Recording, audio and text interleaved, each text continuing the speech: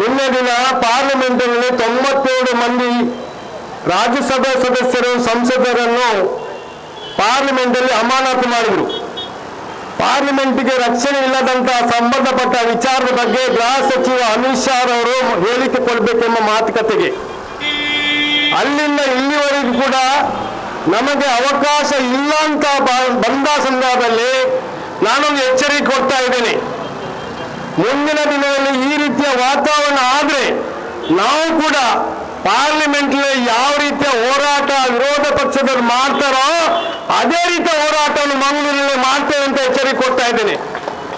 ಯಾಕೆಂದ್ರೆ ಅಭಿವೃದ್ಧಿ ಅಂದ್ರೆ ದೊಡ್ಡ ದೊಡ್ಡ ರಸ್ತೆಗಳನ್ನು ಮಾಡುವುದು ಕಾಮಗಾರಿ ಮಾಡುವುದು ಮಾತ್ರ ಅಂತ ತಿಳ್ಕೊಂಡಿದ್ದಾರೆ. ಅಭಿವೃದ್ಧಿ ಅಂದ್ರೆ ಜಿಲ್ಲೆಯ ಕಟ್ಟ ಕಡೆಯ ವ್ಯಕ್ತಿಗಳಿಗೆ ಕೂಡ ಒಂದು ಪ್ರಜಾಸತ್ತಾತ್ಮಕವಾದಂತಹ ಹಕ್ಕನ್ನು ನೀಡುವುದೇ ಅಭಿವೃದ್ಧಿ. ಇವತ್ತು ಅದು ನಿರಾಕರಣೆ ಆಗಿದೆ. ಅದಕ್ಕೆ ನಿರಂತರವಾಗಿ ಕಾರಣವಾಗಿರುವಂತಹ 35 ವರ್ಷಗಳಿಂದ ನಮ್ಮ ಪಾರ್ಲಿಮೆಂಟ್ಗೆ ಪ್ರತಿನಿಧಿಸುವಂತಹ ಬಿಜೆಪಿ ನೇರ ಕಾರಣ ಅಂತ ಹೇಳ್ತಾ ಇದ್ದೇವೆ. ನಾನು ನಿರ್ದಿಷ್ಟವಾಗಿ ಕೆಲವು ವಿಷಯಗಳನ್ನು ಮಾತಾಡ್ತೇನೆ. ನಮ್ಮ ಜಿಲ್ಲೆಯ ಅಭಿವೃದ್ಧಿಗೆ ಕಾರಣಕರ್ತರಾಗಿರುವಂತಹ ಕಟ್ಟಡ ಕಾರ್ಮಿಕರು ಜಿಲ್ಲೆಯಲ್ಲಿ ಲಕ್ಷಾಂತರ ಸಂಖ್ಯೆಯಲ್ಲಿದ್ದಾರೆ. ಅವರಿಗೆ ಕಾನೂನುಬದ್ಧವಾದಂತಹ ಸೌಲಭ್ಯ ಬೇಕು ಅಂತ ನಮ್ಮ ಪಕ್ಷ ನಮ್ಮ CIT ಸಂಘಟನೆ ಹೋರಾಟ ಮಾಡಿದೆ. ಕಳೆದ 35 ವರ್ಷಗಳಿಂದ ಹೋರಾಟ ಮಾಡಿದಿಂದಾಗಿ 2006ರಲ್ಲಿ ಕರ್ನಾಟಕ ರಾಜ್ಯದಲ್ಲಿ ಕಾನೂನು ಸಂಬಂಧಪಟ್ಟ ಸೌಲಭ್ಯ ಜಾರಿಯಾಯಿತು, ನಿಯಮಾವಳಿ ಬಂತು. 1996ನೇ ಇಸವಿಯಲ್ಲಿ ಸನ್ಮಾನ್ಯ ದೇವೇಗೌಡರು ಈ ದೇಶದ ಪ್ರಧಾನಮಂತ್ರಿ ನಮ್ಮ CPM ಪಕ್ಷದ ಹಾಗೆ ಎಡ ಪಕ್ಷಗಳ ಕೊಡುಗೆ ಆಧಾರದಲ್ಲಿ ಬಂದು ಅದಕ್ಕನುಗುಣವಾಗಿ ಪಾರ್ಲಿಮೆಂಟ್ ಸದಸ್ಯರಾದಂತಹ CPM ಪಾರ್ಟಿಯವರ ಕಠಿಣವಾದ ಹೋರಾಟದಿಂದ ಕೇಂದ್ರ ಕಾನೂನು ಕಟ್ಟಡ ಕಾರ್ಮಿಕ ನಿರ್ಮಾಣ ಕಾರ್ಮಿಕರಿಗೆ ಬಂತು, ಸೆಸ್ ಕಾರ್ಮಿಕ ಕಾಯ್ದೆ ಬಂತು. ಆದರೆ 2014ರಲ್ಲಿ ಆಳ್ವಿಕೆ ಬಂದಂತಹ ಬಿಜೆಪಿ ಸರ್ಕಾರ ಏನು ಮಾಡಿತು? ಬಿಜೆಪಿ ಸರ್ಕಾರ ಕಟ್ಟಡ ಕಾರ್ಮಿಕರ ಕೇಂದ್ರ ಮಟ್ಟದ ಕಾಯ್ದೆಯನ್ನು ರದ್ದು ಮಾಡಿತು. 29 ಕೇಂದ್ರ ಕಾರ್ಮಿಕ ಕಾಯ್ದೆಗಳನ್ನು ರದ್ದು ಮಾಡುವ ಮುಖಾಂತರ ಅದರಲ್ಲಿ ಕಟ್ಟಡ ಕಾರ್ಮಿಕರ ಕಾಯ್ದೆಗಳನ್ನು ಸೇರ್ಪಡೆ ಮಾಡಿ ಇವತ್ತು ಕಟ್ಟಡ ಕಾರ್ಮಿಕರ ಕೇಂದ್ರ ಕಾಯ್ದೆ ಇಲ್ಲ. ಆದ್ದರಿಂದಾಗಿ ಕರ್ನಾಟಕ ರಾಜ್ಯದ ಕಟ್ಟಡ ಕಾರ್ಮಿಕರ ಕಲ್ಯಾಣ ಮಂಡಳಿ ರದ್ದಾಗಿದೆ. ಇವತ್ತು ಕಟ್ಟಡ ಕಾರ್ಮಿಕರ ಕಲ್ಯಾಣ ಮಂಡಳಿ ರಾಜ್ಯದ ಪ್ರತಿಯೊಂದು ಕಟ್ಟಡ ಕಾರ್ಮಿಕರಿಗೆ 21 ನಮೂನೆಯ ಸೌಲಭ್ಯ ಕೊಡಬೇಕಾಗಿತ್ತು. ಆದ್ರೆ ಇವತ್ತು ಏನಾಗಿದೆ? ಬಿಜೆಪಿಯನ್ನು ತರಾಟೆಗೆ ಯಾಕೆ ತೆಗೆದುಕೊಳ್ತೇವೆ? ಕಳೆದ ವಿಧಾನಸಭೆಯಲ್ಲಿ ಬಿಜೆಪಿ ಆಡಳಿತಗಿತ್ತು.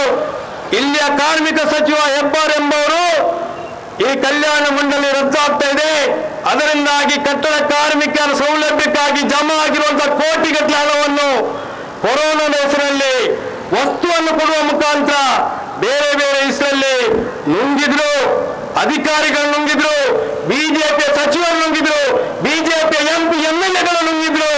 ಆ ಮುಖಾಂತರ ಕಟ್ಟಡ ಕಾರ್ಮಿಕ ಸೌಲಭ್ಯ ಸಿಗುವಂತ ಕಲ್ಯಾಣ ಮಂಡಳಿ ನಾಶ ಮಾಡಿದ್ದಾರೆ. ಇವತ್ತು ಏನಾಗಿದೆ ಪರಿಸ್ಥಿತಿ? ನೂರಾರು ಕಟ್ಟಡ ಕಾರ್ಮಿಕರು ಈ ಹೋರಾಟದಲ್ಲಿ ಭಾಗವಹಿಸಿದ್ದಾರೆ. ಯಾಕಾಗಿ ಭಾಗವಹಿಸಿದ್ದಾರೆ? ಕಳೆದ 2021-22ರಿಂದ ಅವರು ಹಾಕಿರುವಂತಹ ವಿದ್ಯಾರ್ಥಿ ವೇತನ ಬರಲಿಲ್ಲ, ಪೆನ್ಷನ್ಗಾಗಿ ಅರ್ಜಿ ಹಾಕಿದಂತ ಪೆನ್ಷನ್ ಬರಲಿಲ್ಲ, ಆರೋಗ್ಯ ಸಂಬಂಧಪಟ್ಟು ಆಸ್ಪತ್ರೆಯಲ್ಲಿ ಆಪರೇಷನ್ ಆಗಿರುವಂತ ಸೌಲಭ್ಯ ಬರಲಿಲ್ಲ, ಮನೆ ಕಟ್ಟುವ ಸೌಲಭ್ಯ ಇಲ್ಲವೇ ಇಲ್ಲ. ಈ ರೀತಿಯ ಅನಾನುಕೂಲವನ್ನು ಸೃಷ್ಟಿ ಮಾಡಿದ ಬಿಜೆಪಿ, ಆ ಬಿಜೆಪಿ ಇವತ್ತು ನಮ್ಮ ಮುಂದೆ ಇದೆ.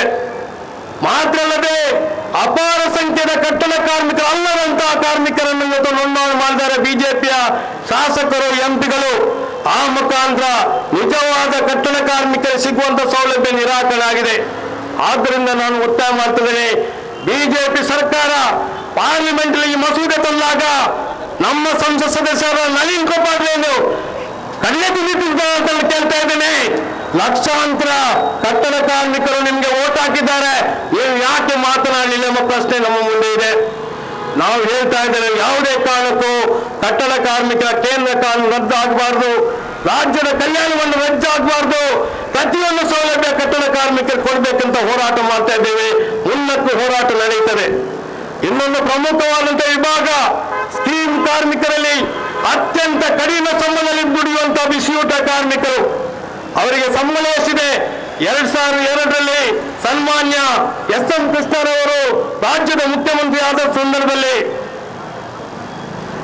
ಸುಪ್ರೀಂ ಕೋರ್ಟ್ನ ನಿರ್ದೇಶನದ ಆಧಾರದಲ್ಲಿ ಕರ್ನಾಟಕದಲ್ಲಿ ಕೂಡ ರಾಜ್ಯ ಸರ್ಕಾರ ಬಿಸಿಯೂಟ ಯೋಜನೆ ಪ್ರಾರಂಭ ಮಾಡಿತ್ತು. ಆ ಬಿಸಿಯೂಟ ಯೋಜನೆ ಅನುಗುಣವಾಗಿ ಬಿಸಿಯೂಟ ತಯಾರು ಮಾಡಲಿಕ್ಕೆ ಬಿಸಿಯೂಟ ಕಾರ್ಮಿಕರನ್ನು ನೇಮಕ ಮಾಡಿದರು. ಅವಾಗ ಸಂಬಳ ಎಷ್ಟವರೆಗೆ? ಕೇವಲ ದಿನಕ್ಕೆ 10 ರೂಪಾಯಿ. ಆವಾಗಲೇ ನಮ್ಮ CITU ನಮ್ಮ ಪಕ್ಷ ಸಂಘಟನೆ ಮಾಡಲಿಕ್ಕೆ ಪ್ರಾರಂಭ ಮಾಡಿತ್ತು.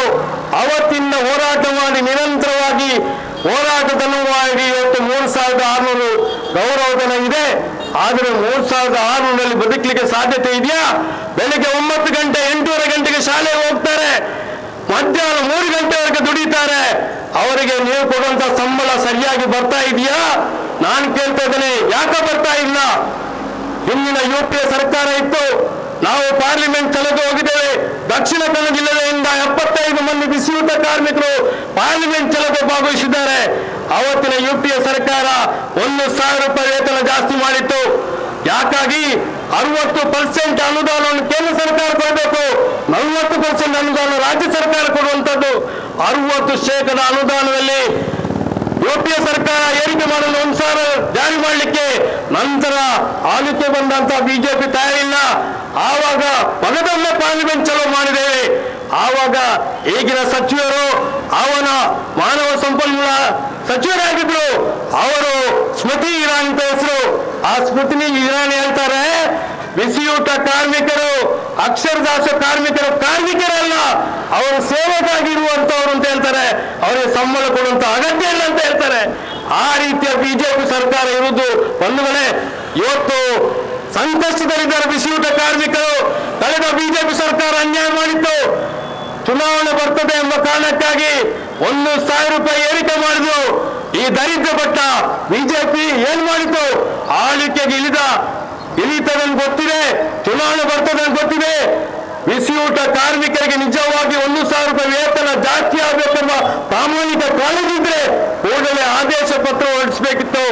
ಆದೇಶ ಪತ್ರ ಹೊರಡಿಸಿಲ್ಲ. ಚುನಾವಣೆಯಲ್ಲಿ ಸೋಲಬೇಕಾಗಿತ್ತು. ಯಾಕೆಂದ್ರೆ ಭ್ರಷ್ಟಾಚಾರದಲ್ಲಿ 40% ಸರ್ಕಾರದ ಹೆಸರು ಕೊಡುವಂತಹ ಸರ್ಕಾರ ಅಗತ್ಯವೇ ಇರಲಿಲ್ಲ. ಆದ್ರೆ ಬಿಸಿಯೂಟ ಕಾರ್ಮಿಕರಿಗೆ ಮೋಸ ಮಾಡಿದ್ರು. 1,000 ರೂಪಾಯಿ ಏರಿಕೆ ಮಾಡುವಂತ ಆದೇಶ ಪತ್ರ ಹೊರಡಿಸಿಲ್ಲ. ಈಗಲೂ ಬಿಸಿಯೂಟ ಕಾರ್ಮಿಕರು ಹೋರಾಟ ಮಾಡ್ತಾ ಇದ್ದಾರೆ. ಕೇಂದ್ರ ಸರ್ಕಾರಕ್ಕೆ ನಾನು ಈ ಸಂದರ್ಭ ಹೇಳ್ತೇನೆ, ನಳಿನ್ ಕುಮಾರ್ ಕಟೀಲ್ಗೆ ಹೇಳ್ತೇನೆ, ಬಿಸಿಯೂಟ ಕಾರ್ಮಿಕರ ಬಗ್ಗೆ ಅನುದಾನ ಕೊಡುವ ಸಂಬಂಧಪಟ್ಟ ವಿಚಾರದ ಬಗ್ಗೆ, ಪ್ರತಿಯೊಂದು ಹೋರಾಟದ ಬಗ್ಗೆ ಜಿಲ್ಲೆಯ ನಿಯೋಗವಾಗಿ ಪಾರ್ಲಿಮೆಂಟ್ ಸದಸ್ಯರಿಗೆ ಮನವಿ ಕೊಟ್ಟಿದ್ದಾರೆ. ಹೋರಾಟ ಮಾಡ್ತಾ ಅಂತ ಹೇಳಿದ್ದಾರೆ. ಏನು ಮಾಡಿದ್ರಿ ನಳಿನ್ ಕುಮಾರ್ ಕಟೀಲ್? ಏನು ಮಾಡಿದ್ರಿ ಬಿಜೆಪಿ ಅವರು ಅಂತ ನಾನು ಪ್ರಶ್ನೆ ಕೇಳ್ತೇನೆ. ಅಂದ್ರೆ ಬಿಜೆಪಿಯವರಿಗೆ ಪ್ರಾಮಾಣಿಕ ಕಾಳಜಿ ಇಲ್ಲ. ಅವರಿಗೆ ಚುನಾವಣೆ ಬಂದಾಗ ರಾಮನ ಹೆಸರಲ್ಲಿ ಧರ್ಮದ ಹೆಸರಲ್ಲಿ ಹೇಳಿದ್ರೆ ಓಟ್ ಸಿಕ್ಕದೆಂಬ ಭರವಸೆ ಇದೆ. ನಾವು ಹೇಳ್ತೇವೆ, UPA ಸರ್ಕಾರ ಕಾಂಗ್ರೆಸ್ ಸರ್ಕಾರ ನಿರಂತರವಾಗಿ ದೇಶದಲ್ಲಿ ಆಳ್ತಾ ಇತ್ತು.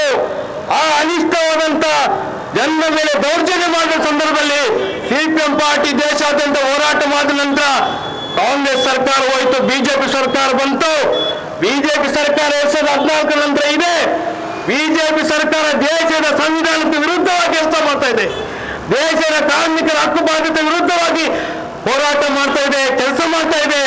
ನಾವು ಇವತ್ತು ತೀರ್ಮಾನ ಮಾಡಬೇಕು, ನಮ್ಮ ದೇಶದ ಸರ್ಕಾರ ಬಂಡವಾಳ ಕಾರ್ಪೊರೇಟ್ ರಂಗದ ಪರವಾಗಿರ್ಬೇಕಾ, ಕೋಟ್ಯಾಂತರ ಸಂಖ್ಯೆಯಲ್ಲಿ ಇರುವಂತ ಕಾರ್ಮಿಕರ ಪರವಾಗಿ, ರೈತರ ಪರವಾಗಿ, ಕೃಷಿ ಕುಲಕರ ಪರವಾಗಿ, ದೀನ ದಲಿತರ ಪರವಾಗಿ ಇರಬೇಕೆಂಬ ಪ್ರಶ್ನೆ ಇದೆ.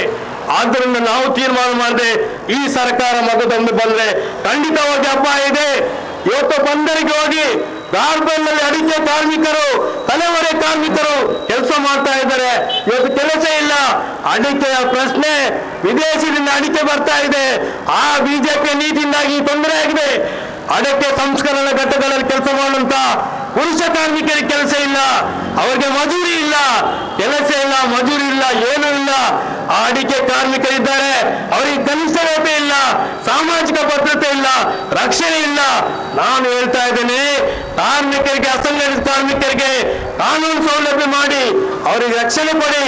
ಆ ಮುಖಾಂತರ ಮಾನವ ಸಂಪನ್ಮೂಲ ಇಂಪ್ಲಿಮೆಂಟ್ ಆದರೆ ದೇಶ ಅಭಿವೃದ್ಧಿ ಆಗ್ತದೆ ಅಂತ ಅರ್ಥ. ನಮ್ಮ ಹಲವಾರು ಬೇಡಿಕೆಗಳನ್ನು ಈಗಾಗಲೇ ಜಿಲ್ಲಾಡಳಿತ ಮುಖಾಂತರ ಸರ್ಕಾರಕ್ಕೆ ಕೊಟ್ಟಿದ್ದೇವೆ.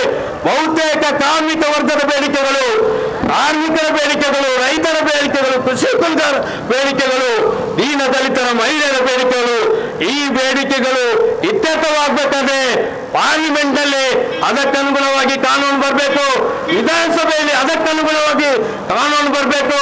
ಅದು ಬಂದ್ರೆ ಮಾತ್ರನೇ ಬಡ ಜನರು ಕೊಂಡುಕೊಳ್ಳುವಂತಹ ಶಕ್ತಿ ಬರ್ತದೆ.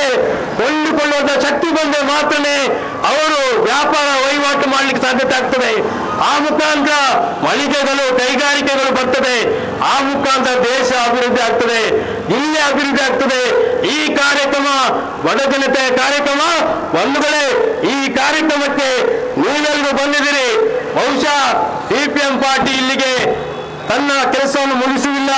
2024ರಲ್ಲಿ ಲೋಕಸಭಾ ಚುನಾವಣೆ ಬರ್ತದೆ. ನಾವು ತೀರ್ಮಾನ ಮಾಡಬೇಕು. ಈ ಜಿಲ್ಲೆಯ ಮಹಾಜನತೆ ತೀರ್ಮಾನ ಮಾಡಬೇಕು. ಈ ಜಿಲ್ಲೆಯ ಜಾತ್ಯತೀತ ಮನೋಭಾವನೆ ಇರುವವರು ತೀರ್ಮಾನ ಮಾಡಬೇಕು. ಸೌಹಾರ್ದತೆ ಬದುಕುವವರು ಇರಬೇಕು ಅಂತ ಅವರು ತೀರ್ಮಾನ ಮಾಡಬೇಕು. ಯಾವುದೇ ಕಾರಣಕ್ಕೂ 2024ರಲ್ಲಿ ಭಾರತೀಯ ಜನತಾ ಪಾರ್ಟಿಯ ಎಂಪಿಗಳು ಗೆಲ್ಲಬಾರದು.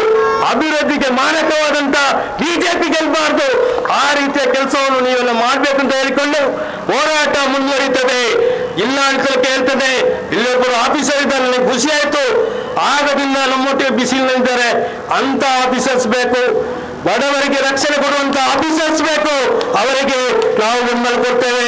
ಆದ್ರೆ ಬಡ ಜನರ ವಿರುದ್ಧವಾಗಿ, ಕಾರ್ಮಿಕರ ವಿರುದ್ಧವಾಗಿ ಮಾತನಾಡುವಂತ, ಸ್ವರ ಎತ್ತುವಂತ ಯಾವುದೇ ಆಫೀಸರ್ಸ್ ಇರಲಿ, ಯಾವುದೇ ಸರ್ಕಾರ ಇದೆ, ಅದರ ವಿರುದ್ಧವಾಗಿ ನಮ್ಮ ಹೋರಾಟ ಇದೆ ಅಂತ ಹೇಳಿಕೊಂಡು ನನ್ನ ಮಾತನ್ನು ಮುಗಿಸ್ತೇನೆ. ಇನ್ಕ್ಲಾಬ್ ಜಿಂದಾಬಾದ್. ಸಿಪಿಎಂ ಪಾರ್ಟಿಯ ಹೋರಾಟಕ್ಕೆ, ಸಿಪಿಎಂ ಪಾರ್ಟಿಯ